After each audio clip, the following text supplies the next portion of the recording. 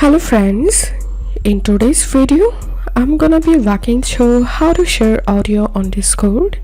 So if you want to share or send an audio file, then open the server and click on this plus icon, upload file, and select the audio which you want to share and hit on enter, and that's how we can share audio on Discord. And if you want to share your screen audio, then click on general voice channels screen and select the window or tab that you want to share, and now you have to check this option share system audio and click on share. So that's how you can do it. If this video helped you, give a thumbs up and please consider subscribe to how to do it. Thank you for watching.